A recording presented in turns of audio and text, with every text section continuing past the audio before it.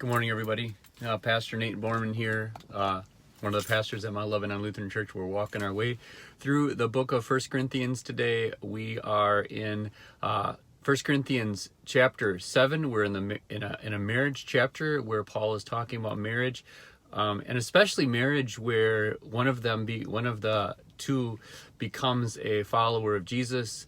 And he's talking to them about what does that mean? What does that look like for me, for the believing spouse? Yesterday we talked about how the believing spouse would stay and pray for the salvation of their spouse. Who knows, he said, Paul asked, who knows if you'll save your spouse? Today he carries on with the theme but broadens the audience just a little bit, and now talks to every person who's become a Christian. And he really asked the question of for these new Christians, what's the best way? What's the best way for you to serve? What's the best way for you to serve and honor God? What's the best way for you to glorify God with your life? Because one of the things that passes through our minds sometimes, and I imagine that it passed through the minds of the Christians, the new Christians in Corinth, was, okay, so now that I'm a Christian, I had this job, I had this vocation, I had this calling before I was a Christian. Should I continue on in that vocation now?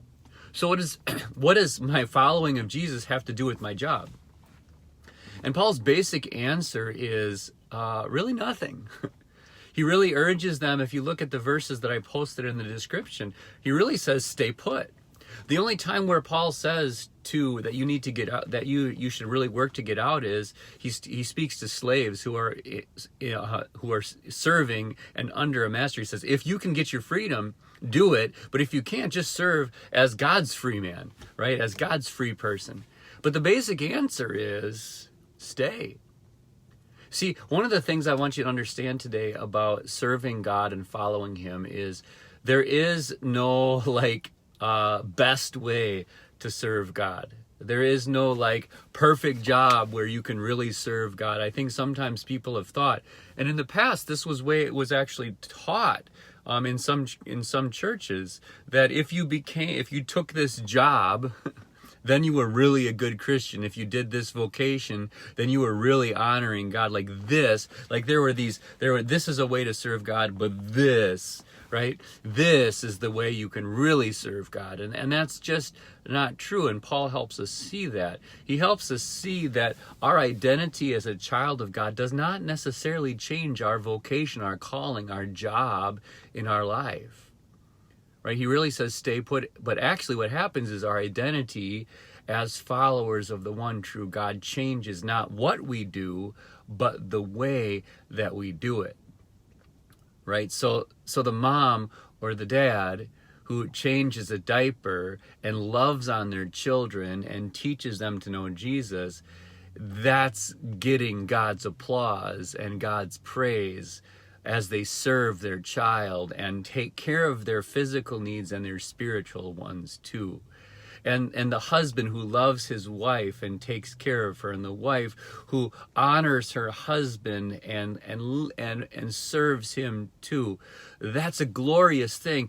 Folding the laundry and doing the dishes, whether you're a guy or a gal in a marriage, that's a beautiful thing to God. Taking out the trash is a beautiful thing to God.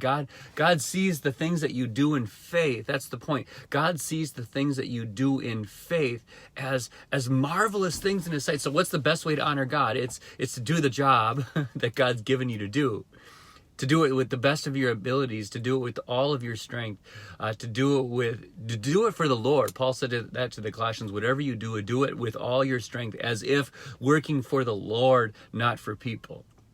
Right? So whatever you do it all for, and we're going to get to this in a couple of next week sometime, where Paul says, whatever you do, whether you eat or drink, do it all for the glory of God. So what's the best way to honor God is to do your job, to do whatever you're called to do, whether it's at home in your family as a mom or a dad, a husband or a wife, to do all that you're called to do at work, whether it's a boss or an employee, to do all that you're called to do throughout your life. With the best of your abilities, do it as if you're working for the Lord, not for people. And that is the way you honor God, by doing everything you do as if you're doing it for Him. So know this already today. Because of Jesus, God has already applauded for your day. He is already pleased with you. You don't have to chase his applause. You're not trying to perform today so that God cheers for you. Rather, God is already cheering for you, and you get to serve him today because of his cheering. So have a great day, everybody. The Lord be with you all and grant you his peace.